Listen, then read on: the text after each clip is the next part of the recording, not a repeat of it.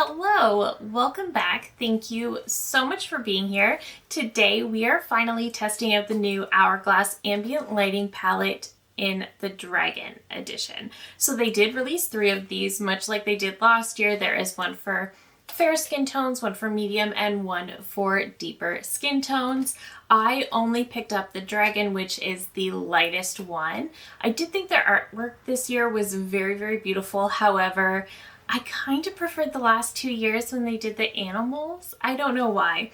I guess the Dragon kind of counts, but I did only pick up the Dragon palette, and I will show you application, I'll show you some swatches, and I will compare it to 2 of the other Hourglass palettes I have that are also in the lightest palettes. As always, these palettes retail for $90 US and now 122 Canadian. That has been the standard the last few years. These are also made in Italy and have a 12-month shelf life. So this is what the packaging on the Dragon palette looks like. I think it looks very, very pretty. My favorite packaging was actually the Lotus, which is for the deepest palette, but for review purposes, I just kept it with the Dragon packaging. So this is what the palette looks like. I should also mention these are available now on the Hourglass website, both their regular website and the Canadian website. They usually do come to Sephora, but I don't think they're there yet. These are the shades in the new Dragon palette, and what's special about this year's palettes is that each of the 3 palettes has 5 brand new shades, which is also really, really nice to see. And it also kind of adds a little bit of value compared to previous years when a lot of the shades would be repeats and then you might already have them in your collection. So in this palette, I believe the only one that is not new is the shade right here. This is called Dreamlight, and this is one of the finishing powders. So I'm really excited to have all of these brand new shades. I do always say these palettes are such a good value because on their own, these powders, I think they might be like $40 each, and that's for the minis. So I do think getting 6 of these is always a good value, even with the very steep pricing that we currently have. So let me pop up the swatches, we'll go through those, and then we'll put this on the face, and then I'll show you comparisons to my other ones toward the end. In this palette, we have Dreamlight, which is a cool pearl with a soft lavender sheen, and that is the only pre-existing shade in this palette. Next, we have their Ambient Lighting Blush in Peach Fusion, which is a soft peach pink. Ambient Lighting Finishing Powder in Divine Light, which is translucent with a sheer pink sheen. Ambient Lighting Blush in Mauve Haze is a soft plum. The Ambient Lighting Bronzer is in the shade Soft Bronze, which is a matte natural bronze. And the Ambient Strobe Lighting Powder is in the shade Sunlit Strobe Light, and this is a pale pink champagne. All right, so let's get to trying this on the face, and I will share some of my thoughts with respect to the shades in particular. So I think I will start with the bronzer for sure, and then I think I'll do a different blush on each cheek so you can see what they look like. I'll finish with the highlight, and then I'll probably finish with one of the finishing powders. I was gonna go into Divine Light because I think that's the prettiest, but since this one's pre-existing, I'll probably set everything with this one over here. So just taking a brush into that bronzer, I have found with these palettes, though they do tend to run quite light, that the bronzers are always a little bit on the warm side, and I think that is still true with this palette. However, this one actually seems the most fair skin friendly compared to, I believe, the one from last year or the Sculpture palette. Now, I actually missed out on the Elephant palette and I was so sad about it. I still have regrets, but their new collab with Barney's is actually all the shades from the Elephant palette. So I actually am deciding on whether I'm going to order that so that I don't have that feeling anymore. But I want to look into it a bit more. This bronzer in this palette is a little bit warm, but it is still quite nice and it is cooperating with my fair skin. I don't tend to love bronzers that are overly warm just because I am so fair, so these Overly warm bronzers can definitely look orange really quickly, but this one is definitely very beautiful. The Hourglass powders do tend to lean on the sheer side a little bit, so they are really mistake proof, to be honest. They do just always look beautiful and airbrushed on the skin. And that is one thing that keeps me coming back to these palettes every single year. I would never buy an Hourglass powder product on its own just because I know I'm going to purchase these palettes every year. I just love how their powders look on the skin. So this bronzer, just judging from the tone that I'm seeing now, is probably my favorite bronzer shade that I actually have from Hourglass. It's quite similar to the one that was in the Jellyfish last year, but I feel like it's even lighter and more wearable somehow. So I'm very happy with that. Okay, so for the blushes, I am going to do a different blush on each cheek. So I am going to start with Mauve Haze. I love a mauve blush, especially in the fall winter. That's beautiful. I just find a mauve blush can look just so natural, but also just really neutral, and it can go with everything. Shoot, that is really beautiful. I love that. It kind of reminds me a little bit of Not Too Much from Patrick Ta, which has been a staple shade for me since I got that one. I love that blush. Okay, I'm going to switch blushes for the other cheek, and I'm going to go into Peach Fusion. And Peach is also my other favorite blush shade. So far I'm really pleased with the blush shades in this palette this year. One thing I didn't love about the Jellyfish palette in particular, which was last year's, was that their mauve blush last year was very mauve, and their brighter shade was definitely very bright, very coral. So it was just polar opposites, and it was just too much. Whereas I feel like these are both really great everyday shades, even on my super fair skin. So I did go in a little heavy with the blushes, but that's just because I want you to see them. So this is Peach Fusion, and I think it's such a beautiful peachy pink. I think that's so pretty.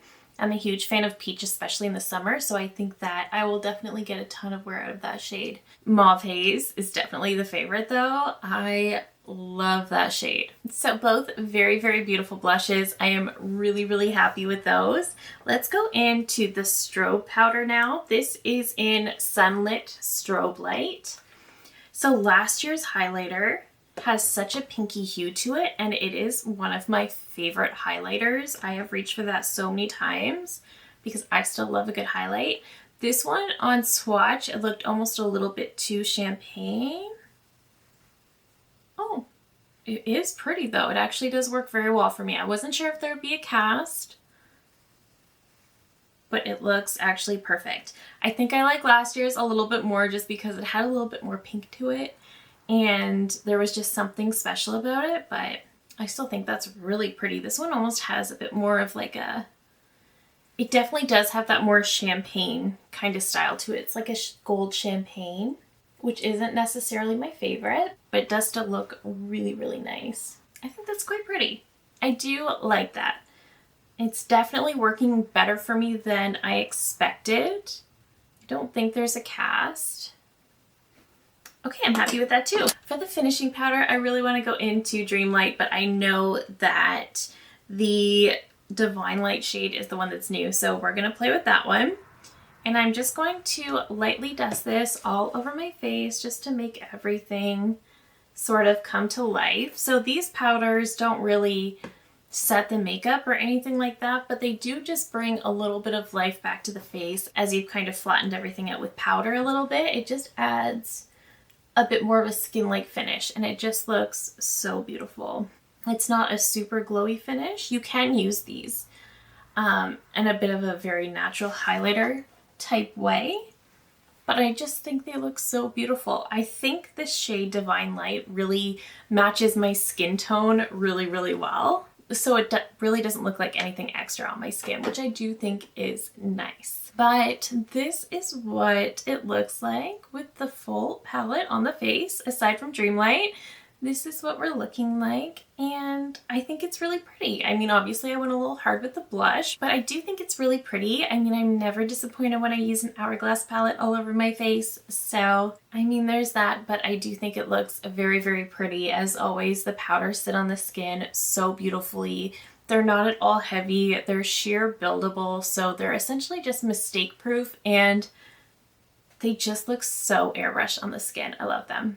Okay, so just taking the hair down, I love how it came together, but let's talk about some comparisons. So I did show you the swatches, but I also wanted to compare to the other two palettes I have. So I have last year's lightest palette, which was the Jellyfish, and I have one from, I can't remember if this is 2020 or 2021. I think it's 2021, but this is the Ambient Lighting Sculpture palette. So when they had these, they were only doing 2 palettes. And that honestly was difficult because when you're trying to reach a range of skin tones, there's shades in here that just don't work for me. This bronzer is definitely deeper than I would like. On swatch, I don't think that's overly obvious, but I will show you a direct comparison between the two. And it seems to me like for the lightest palette, they always have some sort of peachy pink coral shade and a mauve. That's just something I'm noticing right now. I absolutely love the shade Mood Exposure in the Sculpture palette. This is just such a beautiful mauve blush. And Vibrant Flush is beautiful also, but it is a little brighter than I typically enjoy. Looking at the swatches side by side, there are definite similarities, particularly with the highlights, the powders. This powder is in Dim Light, but it kind of reminds me of the new Divine Light. Not 100%. Diffuse Light in the middle of this one is also in the Jellyfish. So I do have that one twice, and that shade is one that I actually used to use a ton under my eyes because it's a very lightweight powder and it's not going to add any weight or make my under eyes cakey when I use it to set, and it does still work pretty well like that. I don't know why I stopped doing it. These powders, like, again, they're not setting powders, but they do work very well under my eyes. So you can see swatch-wise, they're pretty similar. They're kind of a variation. The bronzer is definitely a bit deeper.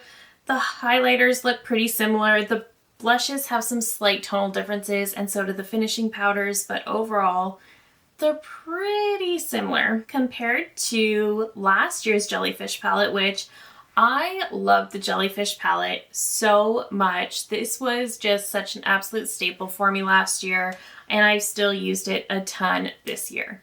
Looking at the swatches versus the Dragon palette, there are definitely some differences. I would say the main differences, though, are the bronzer and the highlighter. So last year's bronzer is really, really warm and definitely deeper than I would expect. But as a result, I really haven't used the bronzer in last year's palette a ton just because it's just way too warm. The highlighter in the Jellyfish palette is one of my absolute favorites. I love that pearly white pink highlight look. I just think it's so beautiful and so brightening. So I do prefer last year's highlighter over this year's, but this year's bronzer is better. Comparing the blushes, there are some definite similarities. I mean, this year we went for mauve and pink. Last year it was mauve and coral. I like this year's blush combo better. I like the mauve better. I think it's a little bit softer, and I also do like the peachy shade as opposed to this very bright coral because I felt like last year I was working with two extremes. I felt like with the mauve blush, I was really into that deeper fall winter makeup, and then when I whipped out the coral, I needed the bright spring and summer looks, which was probably the idea behind the design. But I just found that it was two very different extremes. Whereas with this one, this mauve is definitely wearable for every day, even all year long. And same with the peach. And I still think peach is a more summery shade. And I do associate mauve a little bit more with winter, but I do still feel that they're both a little bit softer and a little bit more approachable year round than perhaps what was in last year's. So that's not to say I don't like last year's blushes. I do. I like them a lot. It's just that Between the two, I do prefer this year's blushes as well as the bronzer. And last year we also had diffused light and we had ethereal light. So ethereal light reminds me an awful lot of dream light. In this year's palette, they're both that more very fair white tone shade, which is going to be fabulous for my skin tone. It's going to brighten and look beautiful. Diffused light is that more yellow tone shade, and I'm not sad that this one isn't in here because I do have a cooler undertone. I lean a little bit more with those rosy undertones. So for me, something like Divine Light, which has a little bit more of that rosy undertone, is going to be more fitting. So as much as I absolutely loved last year's Jellyfish palette, and I will continue to love it, I still prefer the highlighter in there. But overall, I really do kind of prefer the shades in the new Dragon palette. I just think that it's so fantastic for my skin tone and my own personal preferences. Like I said, I don't want a bronzer that's way too warm, and last year's definitely was. The blushes definitely cater more toward my taste. I love mauves, I love peaches, and they're both like a soft, easy play on both shades. They're both beautiful. The setting powders in here, I love that I don't have diffused light again because that one has more of that yellow undertone to it that I don't necessarily love. I love that we have this more white tone shade here, and then this one over here ends up being a little bit more of a pink undertone. The only thing that I wish I could swap is the highlighter in here. I don't necessarily love this gold champagne highlighter as much as I love the rosy toned highlight from the Jellyfish palette. If I could put that highlight in here, this would be all I would ever need. But otherwise, 5 out of 6 shades I like more in this year's palette than last year's lightest palette. So overall, I'm really, really happy with this year's release. I'm a little bit sad that I do kind of wish it was more of an animal theme again this year, just because I thought some of the animal packaging was so cute. And aside from the dragon, we have the evil eye, which I find a little weird, and the lotus flower, which the packaging is stunning. Again, I am still debating on getting the collab with Barney's because I still regret missing out on the elephant palette. So I am debating on that. But I do love to purchase these every single year. I know they are super pricey. They end up being a very good value when you compare it to the cost of their other individual powders. So it does end up being a better value, but I absolutely understand that they are incredibly pricey. And for the most part, they are a very similar variation, especially the last few years when they've been creating 3 different palettes. At least for the lightest ones, it seems we get 2 finishing powders, a bronzer, a highlight, a mauve blush, and a more peachy pink blush every single year. So overall, it's not so different from the past palettes, but I do like it more than the other 2 that I have, and I'm shocked that I like it more than the Jellyfish because I thought I loved that one. But I would say these are incredibly expensive, so I would recommend waiting for the Sephora sale. If you're a Rouge member, get that 20% off, or wait for Black Friday because Hourglass usually does 20% off for Black Friday. So just keep that in mind, but overall, I love this. I think it's beautiful. So that is it for me today. Please let me know all of your thoughts down below. I love hearing from you guys so much. If you're new here, I hope you'll consider subscribing before you go. I do upload new videos every single week. Thank you again so very much for watching, and I will see you in my next one. Bye!